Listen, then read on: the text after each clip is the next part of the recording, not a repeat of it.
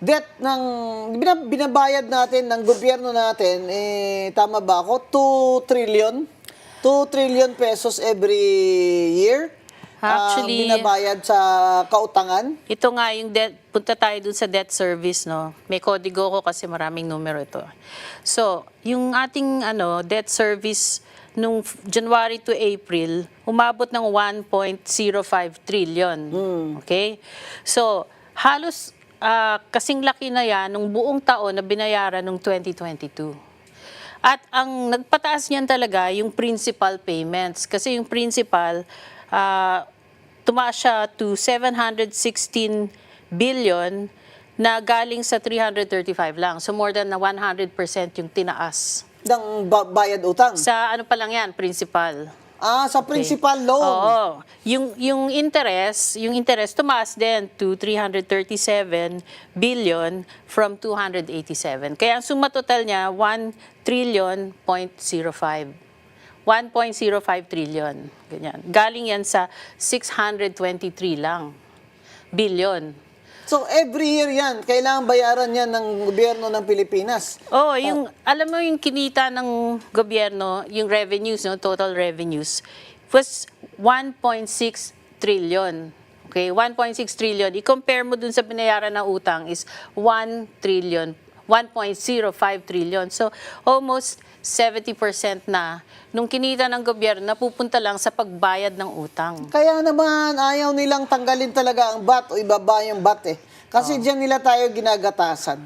Kaya talagang dapat talaga ibaba na yung VAT na yan eh. Yung 12% VAT, yung pamatay talaga yan sa Pilipino. Pamatay. Ang long-term effect nito kasi, palaki ng palaki yung utang, no? So right now, ang utang natin is 65% of gross domestic product.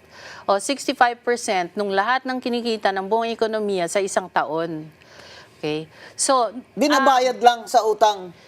Hindi. Ang 65%? Hindi, yun yung size nung utang kumpara mo sa ekonomiya. Okay. 65%. 65% Malala na yan. Alam mo nung debt crisis nung tatay niya, 58.6% of GDP lang. Ngayon, 65. Ngayon, 65. Pambira ka naman, BBM, oh. Ganyang kalala. Tinalo mo pa si Ferdinand Marcos, Talo niya, alam mo kung magkano na ang na-accumulate niyang utang buhat nung naging presidente siya? 5.68 trillion. Yung tatay niya, sa buong 20 years, magkano? 395 billion lang. Pero nag-debt crisis na tayo nun, di ba? Oo, at saka siyempre mataas din inflation nun, martial law yun eh, tsaka unemployment dun, grabe. Pero yung utang noon ni Ferdinand Marcos ay nasa 300-something billion lang. Almost 400 billion. O sabihin mo na 400 billion, pero ngayon kay Bongbong Marcos Jr. ay 5.68 trillion na ang nakalap niyang utang during his term. pambira, big time talaga si BBM, oh. Hindi na billion-billion ng utang, trillion-trillion ng utang. Kaya sabi niya, pag nanalo siya ay mas maganda pa ang golden years natin kaysa doon sa panahon ng tatay niya. Abay, At saka attorney 3 taon lang yan. Yung tatay niya over 20 years. over 20 years Siya yung utang 3 na taon yun. pa lang. Siya 3 taon pa lang, ganun na ang utang, nababayaran na yan ng mga kaapuhan natin. Kaya nga, kada Pilipino ngayon, maski baby pa lang o bagong panganak, may utang na ng 165,000 pesos. Oh my goodness! 165,000? Kapapanganak lang ng baby, may utang na yun. Nababayaran niya. Kukunin yun sa taxes niya.